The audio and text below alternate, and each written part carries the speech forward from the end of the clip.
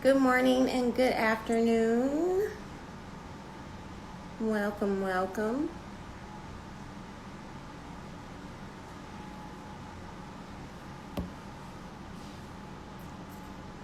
There is.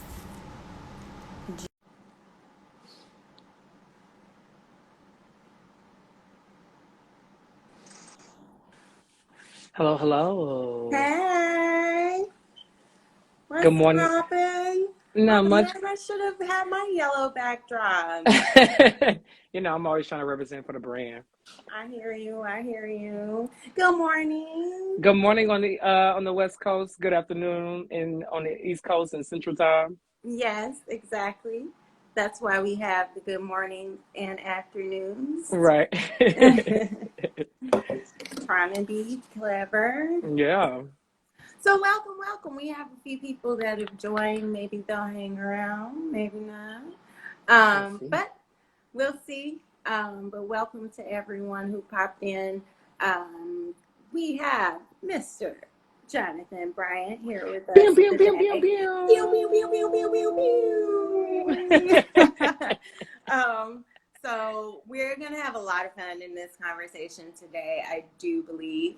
And yeah, so well, let me tell you just a little bit about Saturday mornings and afternoons. So they are healing conversations through the lens of mental health. This is something that I'm just kicking off to kind of pre-launch my business, which is Thrive Artist Group, which is basically a community of mental health and wellness for artists. So, Jonathan, go ahead and introduce yourself. Hey everybody, my name is Jonathan Bryant. I am a actor, singer, dancer, artist, creative director, just overall creative in general. Businessman. I own my own business, JB Smooth LLC, which is JB Smooth the brand. I also have my own talk show coming out next year called Just Be. You know, simple little branding in there. Um, yeah, that's pretty much it. That's kind of sums up the gist of me and what I do. Awesome. Um, Awesome. And Jonathan and I we did a few gigs together, I feel like, before we actually connected. yeah, but I feel like is it a gig that connect? Maybe you know what? Probably was a gig that connected us, and then from that, I don't know what gig. Maybe it was like the Georgia Lottery joints. Yeah. Yeah. Oh no Yeah. no no no! I know what it is. No, I know what it was. It was Universal Circus. We didn't do that, but that's how we started Oh, talking through got Jeremy. it. Got it. Okay, cute. Cute. Yeah. All right. It's been that Right. long, I guess. All right. Okay. It's Well, been a minute. thank you for that. We figured out how we know each other. All right. So, come in. This is the interlude music. Anyway, okay. I, So, Jonathan, I love your theme music. why is why is mental health important to you? Mental health is important to me because it's a real thing. I think over the generations, depending on your demographic, I think I think overall, I think some people don't take mental illness and health very seriously. They think just either figuring it out or God got it or talking with family, that just kind of suffices, that you can kind of push through. But I mean, how I kind of say, I mean, God made therapists, so I mean, obviously there is a reason that they're here, and thank you for pushing, as I do, pushing the objective forward about just talking about mental health and mental illness, because it's definitely affects all of us in different ways. And even if you may not know that it affects you, or that identify that it affects you, it definitely has in some sort. And even if it's not for an extended period of time, like you may not feel like you've gone through depression, or you may not feel like you deal with anxiety, but those feelings, what you feel when a certain situation happens or certain things happen, could be just that. You just haven't identified it because you haven't taken the time to. So just taking the time to really know you and know where your mental health is very important. Um, and it's important to me because it's something I practice every day. Yeah, for sure. You know, I do a training called Trauma Informed Care. And even before I started doing that training, it was always my feeling that no one can go through life without some form of trauma. And essentially Yeah, through researching and through just studying for my training, I found that, 67% of children ages 18 and under go through at least four experiences of trauma before their 18th birthday. And this is in the household. This isn't even taking into account what happens outside of the household. outside. Yeah. Yeah, So, it's really important to know um, and take note of what you have experienced and kind of like you said, identify those things and you may find some depression in there or some anxiety in there. I didn't know. I knew I always had like a feeling, but I didn't know right. until I was like 28, 29 that I had anxiety. Yeah, So we have to take the time to kind of look at ourselves and make sure that we are as mentally healthy as we can be. yeah. And just piggybacking off of something you said, because it's something that I've done myself plenty of times, but especially recently this year. Um, you don't, the way that you're raised in your youth and your childhood, it structures how you are as a person now. And I think some people don't realize it, and I think some people don't choose to realize it. Um, and and that could be, maybe it's a block so that they can push forward. But I think I'm proof to know. I mean, even though you wouldn't know, and everybody else wouldn't know, that at a certain point, things kind of catch up with you. Just that's just kind of how life happens, and you start to realize, okay, like, well, why am I the way I am, and have I really gotten over what has happened in the past? And did I think I went through? Did I think I got over it, and I really didn't get over it? And it's really just taking that time to sit with yourself, and that can be uneasy for a lot of people. Hell, I think it's uneasy for anybody, um to really just sit down and like grow through, okay, like, oh, that's why certain, that's why this and this is why it is, and just putting those pieces together. And it takes time. I mean, it's not something that hope happens overnight, and even once you figure it out, you still kind of have to push through it and be like, oh, and still keep identifying those things as you go through life. Yeah, for sure. Yeah, it is Yeah. a daily journey. Yes, it is. From sun up to Yes, Lord. sundown, baby. Yes, Lord. And God willing and the creek don't rise, we'll be pushing on. So, Okay. Just so y'all know, we probably go just, we may go off on a little bit. But we here. The focus is mental health. we are But here. me and Nia Speaking go of back being like here, two, right. we go back how far? I like two, like four, like how does, what's the saying, like four flats in a That's what's that, saying. that, like that, Yeah, that saying right yeah, there. that's saying. Whatever it is. Uh, anyway, all right, moving on. So, how has I know your background, but how has your understanding of mental health developed?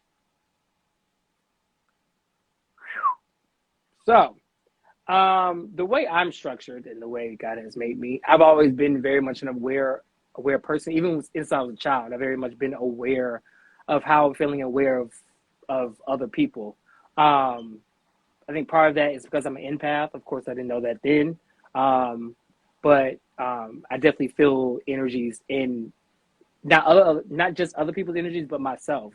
So just kind of going, well, I'll speak for right now. Recently, since I've kind of like really come into my power of my awareness, I can recognize when I am depressed or I do have anxiety, because those are the two things I deal with. Um, so I can recognize I'm in this space. I know I'm in this space. So either we're gonna see, let's decipher how long we're gonna be here, and let's try to push through as much as we can. Mm-hmm. Um, um, and as I've grown and taken the time for me to recognize my mental strength and mental health, I realized that I had been dealing with depression and anxiety since I was a child.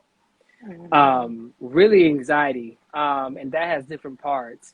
One part is because I tend to like to control the environment that's around me, and that's just part of my upbringing. Excuse me. But when things aren't in my control, then I start to feel anxious because I feel like I'm losing my hold on my power and everything else. In what I've learned just growing up and maturing as a black man in America is that um wait, I lost my track of thought. Oh, that you can't control that you just can't control everything. And there's just some things you just really have to take a day at a time. And I didn't learn I never I used to hear older people saying that just take it one day at a time, being like, oh, okay, yeah. And then once I grew up I realized really what that message meant, because there's just something you just can't do everything in a day.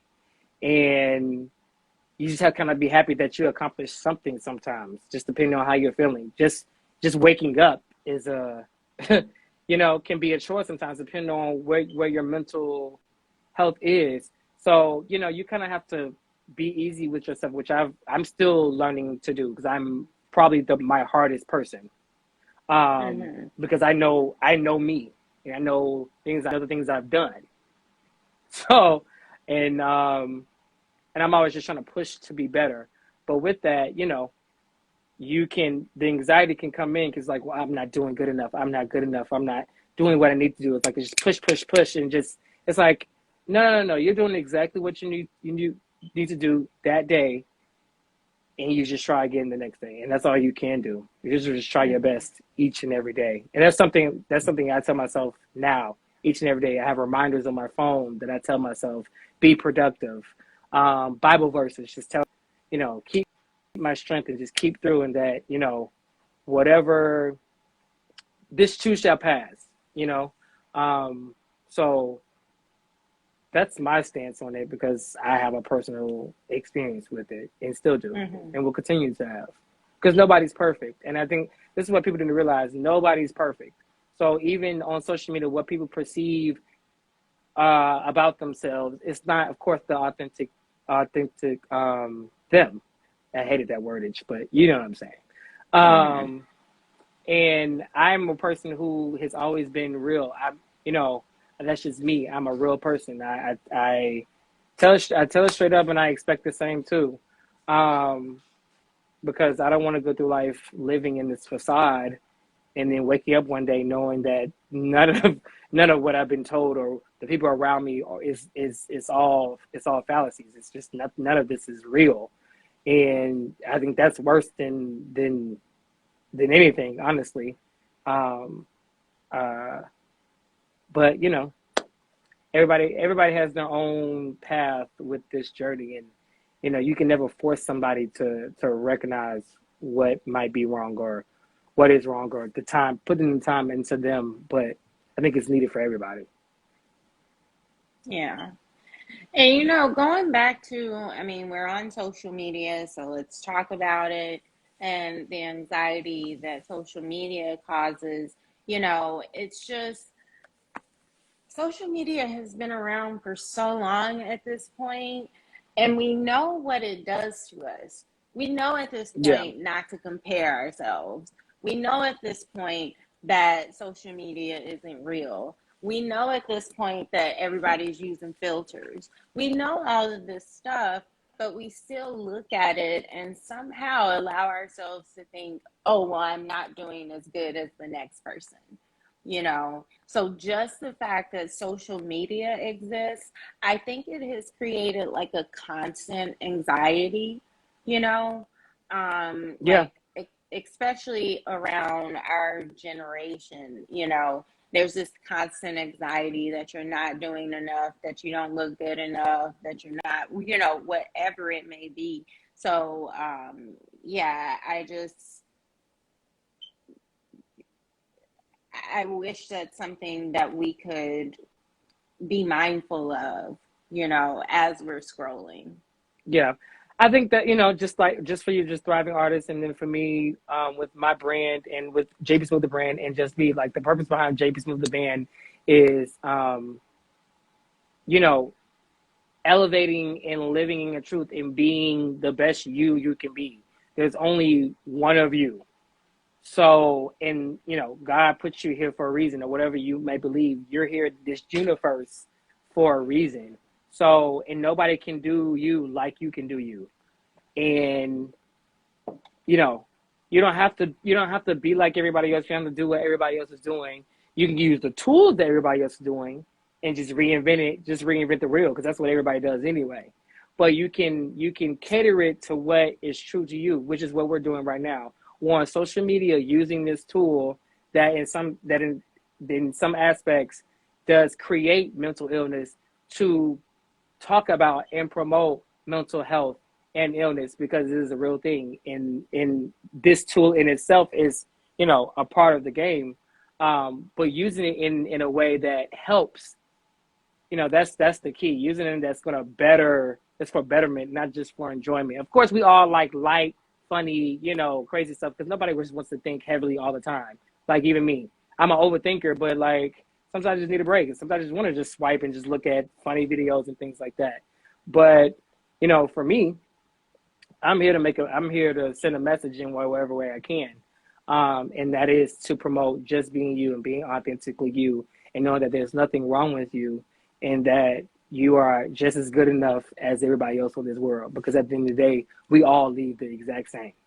So, the facade that that social media can perceive, we just have to know for ourselves, okay, well, as long as we're staying true to ourselves and we're doing what feels right, then that's really the main thing. Like, it shouldn't be you know what I'm saying? We shouldn't be trying to prove a point to everybody else. It's like this instant fame that has come now. It's just so, I mean, it's good and it's bad. And I think whenever it crashes, it's gonna crash hard for a lot of people, because who are you outside of social media?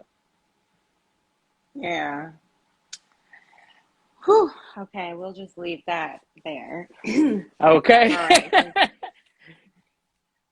All right. So you Itself can be pretty a much whole. already, yeah, yeah. So you pretty much answered this, but maybe you can go a little bit deeper into it if you don't mind. So I'll say, Okay. instead of do you have, what is your personal experience with mental health and illness? Yeah. So I did kind of touch on that, but yeah, just to reiterate. So my personal experience with mental illness and mental health, I deal with depression and anxiety. Um, things there's different reasons why. Usually, both of them happen at the same time. If I'm depressed, I'm usually anxious at the same time, because usually the anxiety has caused me to be depressed. And there's just this nasty circle. Um, and It's something I started working on, like, truly, about like 3 or 4 years ago. I think it's 3 years. Like, I started seeing a therapist 3 years ago, knowing that I had always wanted to see a therapist. I just never took the time to, because when you're in your 20s and things of that nature, you're just like, oh, okay, well, what I'm doing right now is right, and I'm living in my best life. And then as you trickle down into those late 20s, you start being like, oh, maybe those things don't necessarily work, or maybe I haven't found out how to work them yet. And because life is coming at you, you start realizing what life really is, instead of, outside of this veil of being in your 20s. And now, me being in my 30s, I I recognize that me in my 20s, although I appreciate that time, I wasn't in the I wasn't in the mental space to be able to fix myself. I knew I needed to be fixed, and I knew that things that I needed to work on, but I wasn't there. And I used to as I got older and realized, I used to like be mad at myself, like, Jonathan, why couldn't you realize it? You knew these things existed. Why couldn't you just break out of your world, as I like to say it? But it just was the way, it wasn't the right time. And then also Mm-hmm. too, that's me being hard on myself. I had to go through those things, and I had to grow so I could really understand the bigger picture and be like, oh, okay.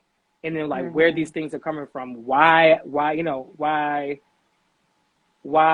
am the way I am, and also Mm-hmm. accept the way that I am, because people will always have their judgment or their critiques on you, because that's just how life is.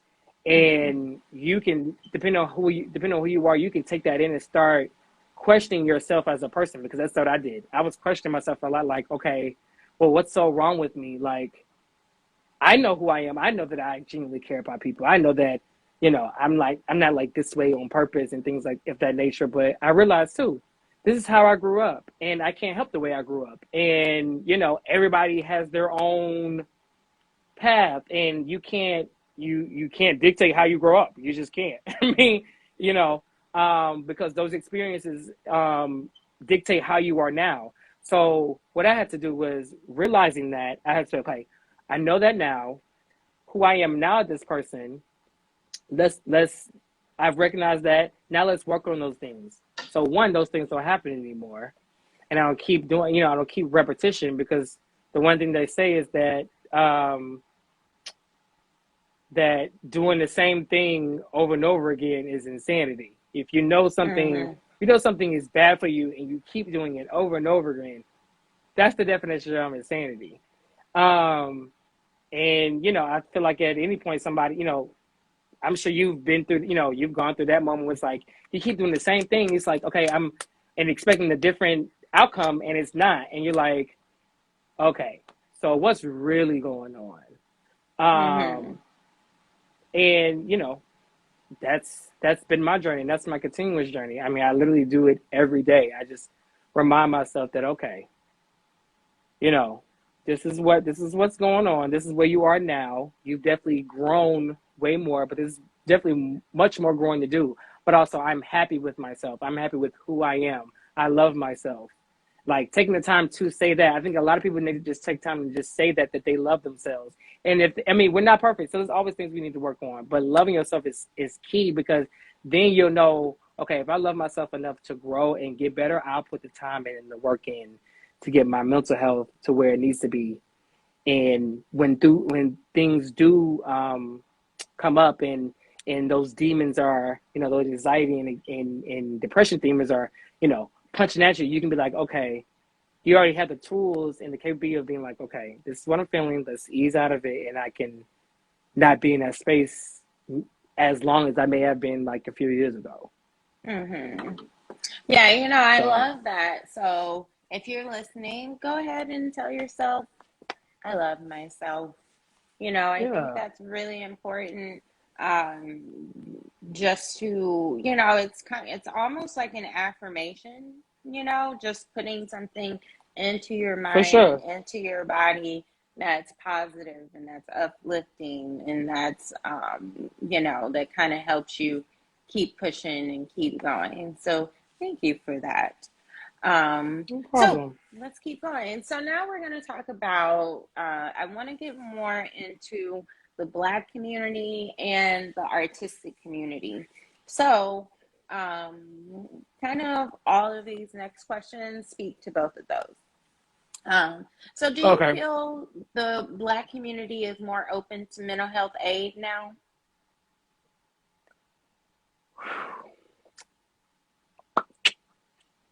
Huh. I feel that it's. I think it's more of a conversation. Okay. I think it's. I think. I think. I think. the it's hard to answer that because there's the fabric of black culture or any culture or race. Um, any race of color, um, in this country, actually, just in the world in general, um, has a has a big disadvantage. You know what I'm saying? Just because our life was kind of built on pain and suffering and everything else. You know, I think it's in a way it's kind of in our DNA. I don't like to claim that, but it is because I mean, just our daily lives. We just deal with things that other people may not. Now, to speak specifically about the African American community, I think it's more of a. I think the discussion is easier to be had. I think there's work to still be done. A lot of work to Mhm. still be done. I Mhm. just think because of that those centuries of pain and suffering that has trickled down to through generation and generation. I think the structure of black families is when something's going on, we don't talk about it, or we keep it to ourselves, or we keep it secret. But what that does, though, it doesn't one to me it doesn't create a strong sense of unity within our families and within the African American community, because yet and still we're still trying to tear each other down, or we're doing this and that and da da da. And you see the white man ain't even doing that. And if they do have these odds against each other, they know how to still work together to get to a separate goal, and then they can go about their own ways. Like I just so many levels for because this is something that I speak strongly for. I stand strongly for it in terms of just like mental health in the black community, because it's so important to me for us to recognize the trauma and suffering that we have been through and that we're still um, projecting onto the younger generations and ourselves. Just for instance, we can't even all come together when just for instance, all Black Lives Matter. But do they really? Because you got to include trans, you got to LGBT, like all of that. There are black people who are gay. There are black people who are handicapped. There are black like it's inclusive. Like I don't think it's ever really been inclusive. Black people just I feel like when they say all Black Lives Matter, it's really just for men and women. And to be totally really honest, to even push it a little more, really men. And some people may not agree with me. That may be a little controversial, but I'm always here to speak those type of things. And I say that because one, women have had their own paths in this world and itself, especially black women. And I feel like black women have endured the most pain in this country. Mhm. And because not only do they get it from the outside world, then you get it from black men. And so just Yeah. the structure of us is just it's gonna take a while to really, break that up. But I think we're starting to have the conversation and, speak to our family members like, hey, I'm really going through this. Like, why did we never speak about this trauma? Why did I never feel like I could talk to you when I was younger about this? And why did you ever come to me and speak about this? And why did I not even know these things were happening around me, when all of this was happening? It's that communication and talking about, because that'll help us heal ourselves so that our community can just start healing overall, because Mhm. that's where it's coming from. It's coming from all of that pain and suffering that we've just been through, and we just keep nagging at the scar each and every day. And it's just like, at some point, we just got to heal it in as best as we can and try to push forward into a space where we can actually talk to each other. Mhm. And that's Yes. just Eldo, go ahead. I was about to say you said so much that I kind of wanted to hold on to, but I didn't. But one thing that I did keep in my brain is that I've never heard this perspective, but that I could see how Black Lives Matter. I could see how you feel that it's kind of about black men, because it wouldn't have existed if Black men weren't being shot down. Right. I mean, it's not like Black So men haven't been shot down way before here. this is true. So, yeah, I think that is something really important that we have to take into consideration. Just like with the women's movement, are they taking Black women into consideration? Are they taking women of color, period, into consideration? You know, so I think when we have to realize what we're saying when we put certain things out there and what responsibility we now carry because we're saying Black Lives Matter. That means we do have to include everyone, the gay male, the lesbian woman, the transgender person, you know, whatever it may be, the non-binary, the poly, the, you know, whatever, the Muslim Black people, you know, Yeah. the, you know, Yeah. whatever. We have to consider all of these people.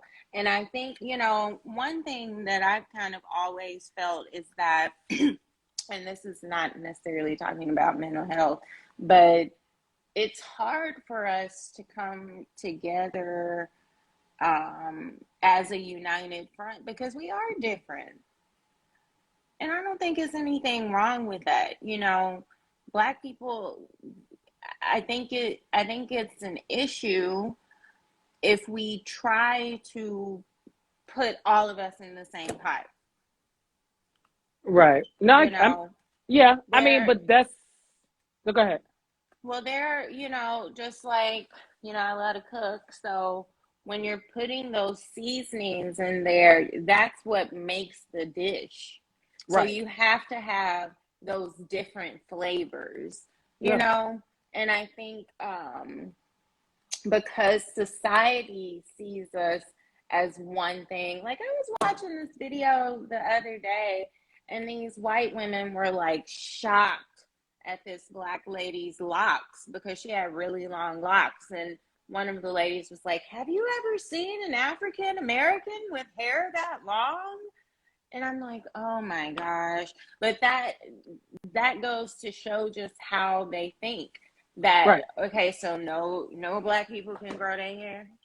Right. So, you know, and I know Black women with long, gorgeous, beautiful hair, you know, and so just that small misconception that we can't grow our hair.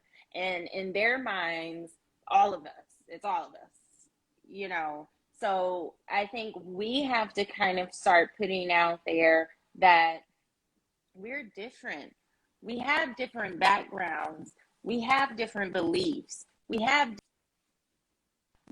different, you know, whatever it may be. And not to say that that doesn't mean that we can't all come together, but I think we have to realize that there still is separation within this community.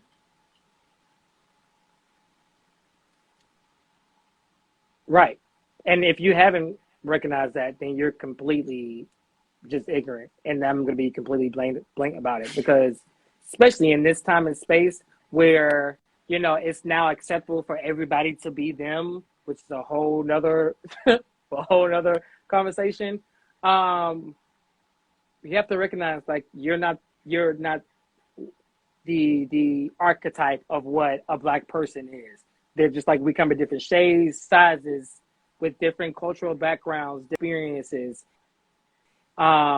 which to bring it back to mental health, which is why we also deal with different things different ways on top of being Black.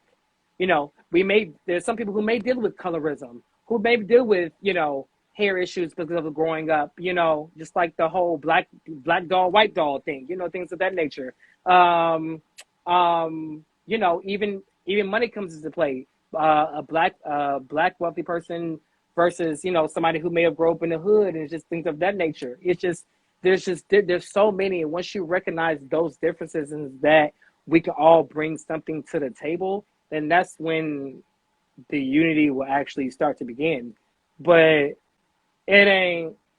It's we have a start, but it ain't nowhere near close Yeah. to me. Yeah. We have to accept each other first, you know. Yeah, which is of course Um, easier said than done. yeah. So what about the artistic community? Like, do you think that we're starting to seek mental health aid? Do you think that we've already been doing that? Do you think that it's very much needed in the community? Like, how do you feel when it comes to mental health in the artistic community? Yeah, I mean that in itself has so many layers. So many. I mean, just from one standpoint, just the business in itself of being a creative is mentally draining. So if you haven't, as a creative, I think at some point in time, you've been depressed or have been with anxiety. Because if not, you're not doing it right. Hmm. Period. Because because being a creative, being an artist is so much of us. It's not like we're just doing work just to be doing work. We're doing something that is a part of us, that shows a part of us, that embodies us. So when you put yourself out there like that in an art form, you're going to feel vulnerable. And then if it's not perceived right or whatever it might be, that then you start reassessing yourself like, okay, well, am I good enough? Okay, damn, okay, I haven't worked in a while. Like, damn, should I be, I don't know. Like, oh, I didn't do this. Oh, I didn't get this audition. Oh, I didn't get this audition. But then what's wrong with me? What do I need to work? Like, you start getting into yourself. And you're like, just like I said, you start just punching and picking at yourself. And it's just like, okay, no, that's just how the world is. It has nothing to do, in some points, it has nothing to do with do with you. Just keep doing what you're doing and bettering yourself and your craft, and it'll come. But it's always going to be those pockets of that. Even I don't even care how famous you might be. Like, I ain't know one person who just, you know what I'm saying, who hasn't dealt with that even on a bigger scale. Mm-hmm. Um, because honestly, the more you do get famous, the more it's even worse because now you have more eyes on you. You have more opinions. You have more judgments. And it's not just that just you or that group of people that you surround yourself that you have to worry about. Now you got to worry about all of these other MFs that you don't even know that got Yeah. opinions on your work that they don't even know anything about and just Yeah. literally critiquing just off of whatever opinions. And like it's just like that doesn't dictate my talent. Mm-hmm. Um um so I think it's something that artists deal I think it's something artists have been working on just because it's a part of the game. Mm-hmm. Um but at some there's some instance where it's not that case. I mean you can think of why some of these people commit suicide. You know what I'm saying? And to them, it's, on our end, you can be like, well, and look at your life. Like you have fame, fortune, everything else, but you have no idea what personally those people are going through. And even just on like the most shallow scale, um, if you dive yourself, like for actor, if you dive yourself into a role so much that you really embody that person, trying to get back to you and how you are is a whole shift. You know what I'm saying? I know like Jim Carrey has been through it. Robin Williams, things like you can embody yourself so much and that you get all this acclaim from them, but then you're like, I've lost myself, so now I have to find myself again. And that Yeah. that deals with, that involves depression and anxiety, and also putting on for people. I had this conversation one time just casually with artist friend of mine. You know, some people don't ever see as an artist. Some people don't ever kind of get the chance of seeing the real you. Sometimes it depends on who you are or whatever. But for us, we naturally know how to put on. Like even we may not even want to, but if you were just out and you especially around like creative people or whatever, it just turns on, and Mm-hmm. you're feeding all of these people your energy, and then you're coming home and you're left with nothing, and you're sad and you're lonely and you're depressed.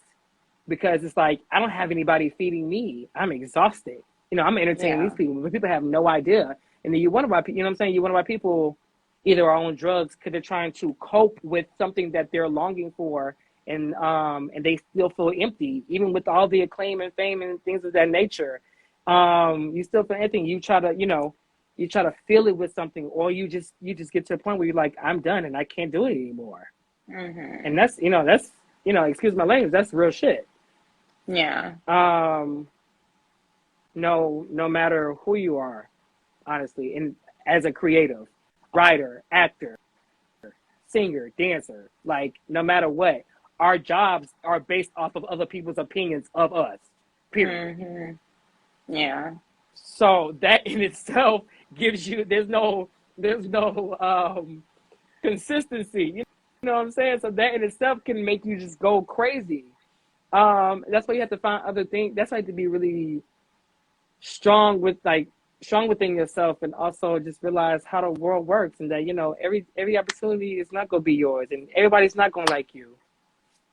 Yeah. And it's just the way it is. But as long as you're feeding yourself and you're living your dream, no matter what scale and level that might be, then you're winning. There are tons of people out here who are living lives that they do not want to, going to jobs that they hate, living lives that they cannot stand because they are not living their passion and their dream. Yeah. Whew, I couldn't imagine. Me Yeah. neither. But But also, I think sometimes when I wake up, like, why did I choose this field? Who told me yeah. to Yeah, I was be in the just about to arts? say, who told me to do this?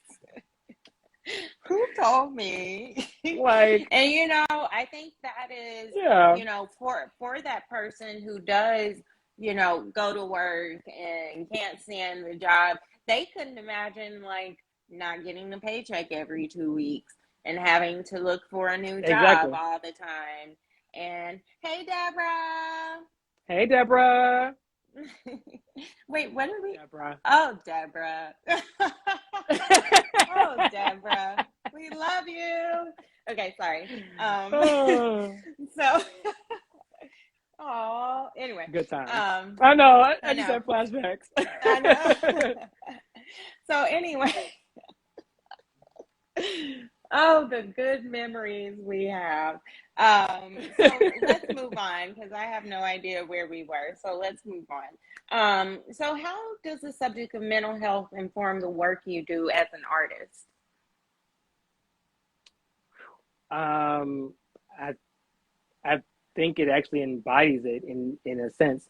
And when I say that, I'm not everything I work on or everything that I create, of course, is dealing with mental health or mental illness or mental health, but it's more of what I'm doing for myself to do this project. Is this project speaking true to me, or is it something that I'm passionate about? Um, Also, am I, is this showing a bit of me? Am I being true to myself? That's really what it is. If I'm being true to myself, and you know, that's kind of all that matters. As much as I may question things along the way, but as long as I'm being true to myself in my art, then that's all I can do. And being depressed about, well, this is doing, so and so is doing it this way, and I make it look it this way, or like, oh, like, okay, I didn't get this many views, or you know only this many people went and saw my show, or whatever, like doing all that, just living in the moment. Because I think, for as being an artist, I think our minds are programmed to think about the next. Like, even when we're on a gig, if you're on a gig, it's like, okay, well, what I got next? What I got going on? Mm-hmm. Pushing forward instead of living in the moment and being in the moment and enjoying this and being like, okay, wow, thank you, God, thank you, universe, for allowing me to work and to share my gift with the world. And we'll just we'll just keep on trekking. I mean, just like anybody. I mean, of course, we all like to have things set up. I mean, no, even as an artist, as much as we live the life of check to check, we still like to plan our checks in general. Um, but as long as you, like I said, just reiterating, as long as you are keeping on a path of doing what feeds you, I think at a certain point, money, money is always going to play a part, but money and what feeds you it can have this kind of like scale. Like sometimes, sometimes you may do something that necessarily doesn't pay the best, but it's feeding you and it's allowing you to showcase yourself and grow as an artist. You know what I'm saying? Mm-hmm. For me, I could always make a check or get a bag. That's easy.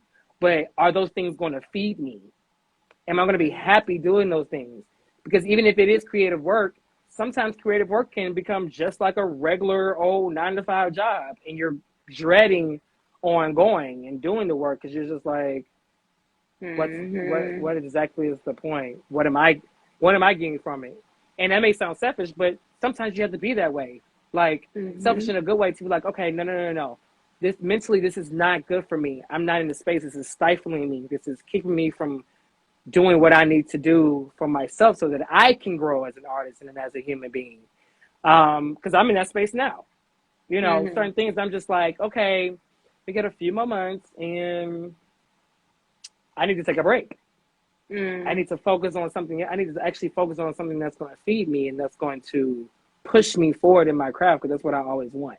I don't want to be Mm-hmm. because that's the one thing you don't want to be as an artist is stagnant and not even get left behind. Yeah. So I think for me, that's how I contribute, and also too, and sometimes it does speak in my work. Like 2 years ago, I did a PSA and I did a visual that literally dealt with mental health and illness, especially during the holidays, because people don't realize that the holidays is a hard time for a lot of people. It either brings up loneliness, maybe they don't have any family, or such and such, or you may move to a new city, don't know anybody, or you can't even see your family because of money, or and then you may have lost some family members during this time, or something tragic may have happened through this time. So each time it comes around, it reminds you of that moment, and you start feeling that you start feeling that way. You start feeling like just bad, like even though I hate to use the word bad, you start feeling bad and just really down on yourself. And I kind of came out of I was dealing with like this ill. I had a stomach virus. It was a really serious one that I was dealing with for like 2 months, all while still working, still shooting 2 movies in 2 separate states. Trying to keep pushing, and all of a sudden, I was in the hospital for a week, thinking with the worst pain ever. And while I was in the hospital, I had the vision of the PSA and the visual I did, Mm-hmm. and literally, like in my head, had produced it, wrote it already. Like you know what I'm saying? I just had the whole thought, and I was like, as soon as I get out of here, I have to get it out. Like God put that message in me for a reason, because it's like some people are so afraid to talk about those things too. It's like, but these things are happening. Yeah. Mental illness is real. It's not anything made up. Anxiety and depression is not some concocted theory. This shit is real, and we Yeah. all go through this. So why not talk about it and make it feel safe and not make it look like, oh, you deal with these things, something's wrong with you. Oh, you go see a therapist. Oh, you might be crazy. What? Please, you're the crazy one for not going, because obviously you're not dealing with the issues that you know that you have, but just you steadily going through life like everything goes when it's okay, when you're completely Yeah. lying to yourself. Yeah. I hear that. Okay, so last question. Pew, pew, pew, pew. Pew, pew, pew, pew. Yeah. So what can you share to let other Black men, artists, LGBTQ community? I know we kind of touched on that, kind of didn't, but Yeah. what can you let people know? Like, hey, you're not alone. What tools do you have that you can share? Just kind of, yeah, close this out. Yeah, I would say, oh, I could say so much. Ooh, that's why I love talking about this thing. I can say so much. Um, for me, what I do and what I still continue to do is find your tribe, as they say. Um, and those people that you can first. You know what I'm saying? If you're not just to say if you're not necessarily ready to go see a therapist and just talk to a complete stranger about what you're dealing with, which for me I think is completely easy because there's no judgment. But if that's not the case, if there's somebody that you completely trust wholeheartedly and that can talk you through it, lean on those people, lean on those friends. That's what friendship is. It's not just we hang out and do stuff. It's calling that person up like, hey dog, yo, I'm going through a rough time right now. Like, hey, you got a time to speak? Can I see each other? Things of that nature. Being okay to do that. Being okay to pick up the phone. That's really the main thing. Being okay to let somebody know that you're not okay.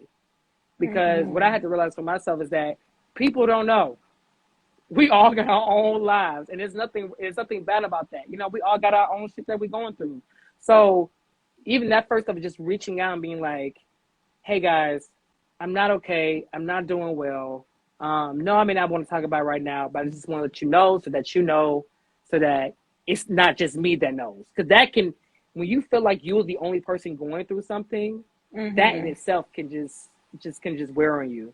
So when you let people in and let people know that, hey, I'm not in a good space right now, like whatever, that in itself can help. And then once you feel comfortable in talking about it, again, relying on those people. If you don't have friends, that or a body or group or whatever, family.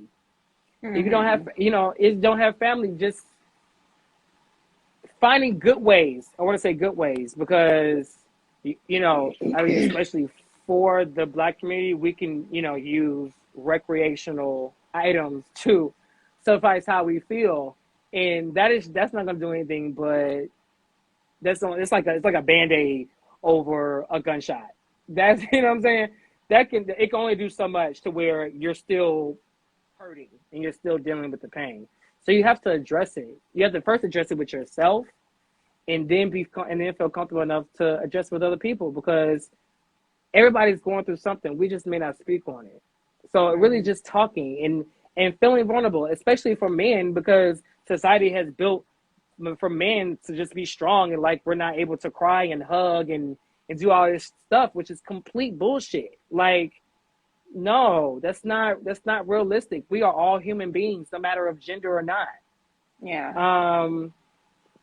And also just not being so hard on vice versa. Like, there's so many things, but I would just to sum it up into like, make it simple.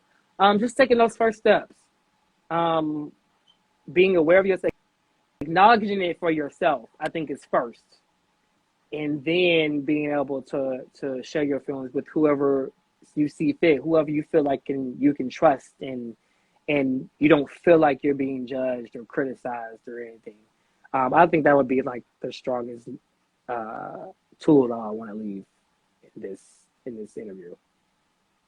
Awesome. Thank you, Jonathan.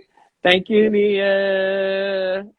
Okay, so we have to smile at the same time so that we can have Okay. a cover All right. photo that doesn't Yes. look crazy.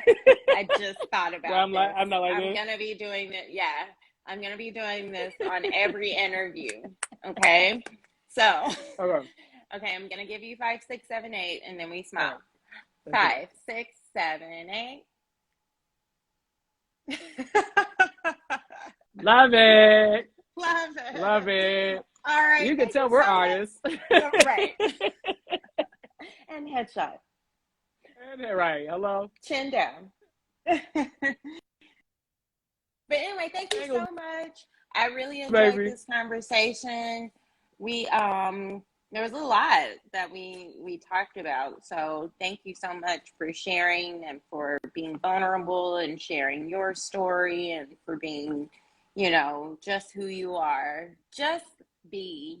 Just be, baby. And thank you for having me and just give me a platform to discuss these things because it's something that I am very much passionate about, especially within the artist and African American community. So thank you.